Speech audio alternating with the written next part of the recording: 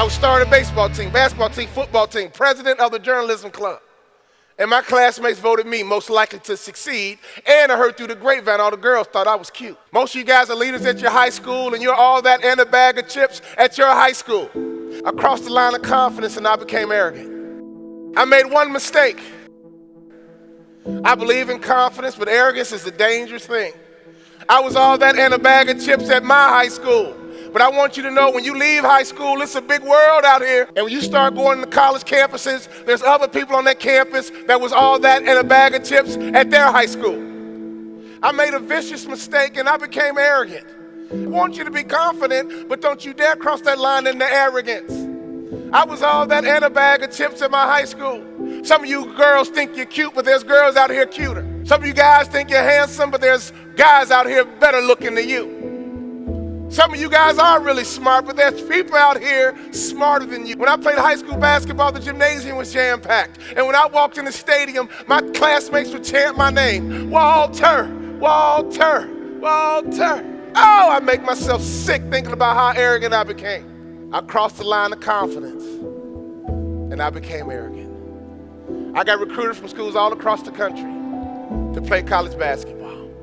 They would ring the doorbell. I was sprawling on the couch. Who is it today, Mom? Who is it today, Mom? UCLA, Arizona State, Michigan, Minnesota, Wisconsin. Who is it today, Mom? Who is it today? I ended up going to the University of Minnesota. I got recruited by a guy named Clem Haskins. He walked into my house, 3-piece suit, fresh haircut. He looked like success. He looked like money. He looked like success. He looked like money. He walked into my house with confidence. He looked like success. He looked like money. In the business world, remember this. The moment someone sets their eyes on you, they place a value on you. The second time they evaluate you is when you open up your mouth. So if you want to be successful in business, always look like success, always look like money. And if you're not that smart, look good and be quiet.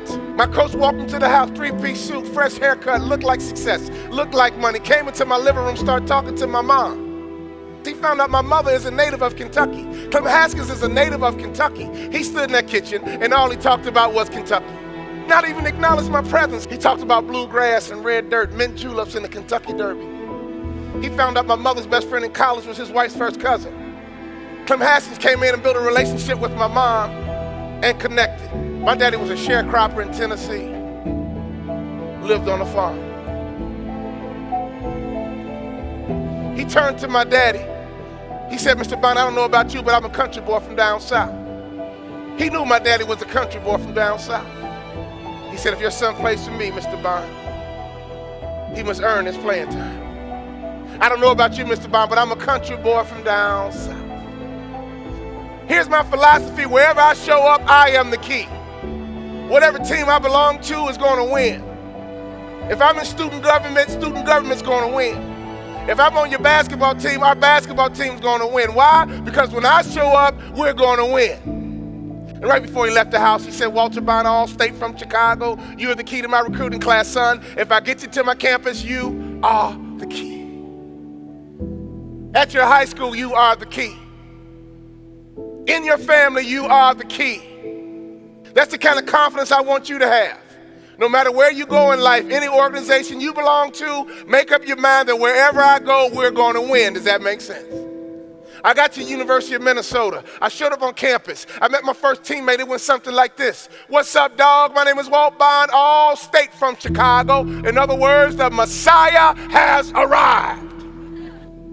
My teammate stood up and he said this. What's your name again? Walt Bond, All-State from Chicago. Okay. That's not bad, but my name is Willie Burton, All-American. Please don't cross that line of confidence into arrogance. All-American. Is that like a small town or something? All-American. The next day was the first practice. I'm going to find the toughest guy on the team. I'm going to dunk the ball in his face. Now I'm start like I was in high school. When I was in high school, I was in and a bag of chips, baby. At my high school, I was the man.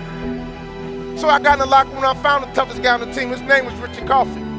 Richard Coffey used to be in the military. He was a part of the 82nd Airborne. He had been in the military for 4 years before he even stepped foot on the college campus. Richard Coffey was 6'6", 235 pounds, and I'll be honest with you, the first time I saw his body up close was the first time I questioned God. When you walk on the college campus, I want you to know you are all that in a bag of chips, but there's other people on that conference, on that college campus, that was all that in a bag of chips at their high school too. And for the first time in my life, my confidence began to wane.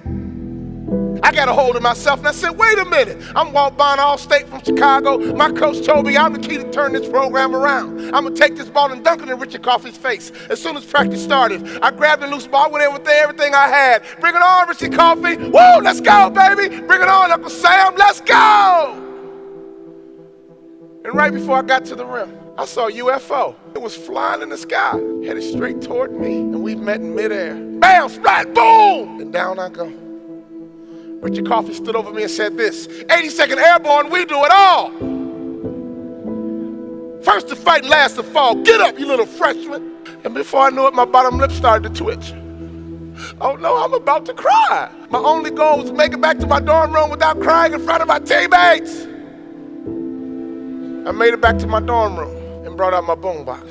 I've been alone with you inside my mind, and in my dreams I kiss your lips 1,000 times. But all of a sudden it hit me. My coach recruited me based on my potential and not who I was at the time. See, when you get accepted by your respective college or trade school or wherever you go to the next level, you're going to get an opportunity based on your potential and not who you were at the time. See, colleges look at ACT and GPAs because they want to figure out what kind of potential does this student have. My coach recruited me based on my potential and not who I was at the time. Oh, I threw a good old pity party for 3 days. In FFA, I came up with a plan.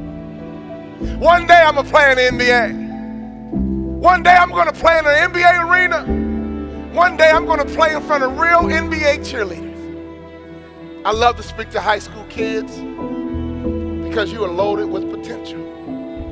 I want you to understand that all the success that you have in high school is awesome. It sets a platform for the next level, but when you get to that next level, baby, when you leave high school, you are starting over. You have to reestablish yourself at that next level. I want you to be confident because you're going to be successful, but you got to understand that when you get to that next level, it's going to be more competitive. Is everybody with me? And I thank God for Richard Coffey. Him knocking me down like that convinced me that I need to get into the weight room and I need to develop myself. I found out that Richard Coffey can bench press 300 pounds. Richard Coffey can knock me down whenever he felt like it. The next morning I woke up and I went to my coach's office. I said, Coach, where's the weight room? He says, Walter, you okay? Coach, I'm fine. Where is the weight room? I got in the weight room, the only thing I could lift was the bar. But I made up my mind before I leave the University of Minnesota, I will bench press 300 pounds. And I got in that weight room, clank, clank, clank. And before I left the University of Minnesota, I could bench press 300 pounds.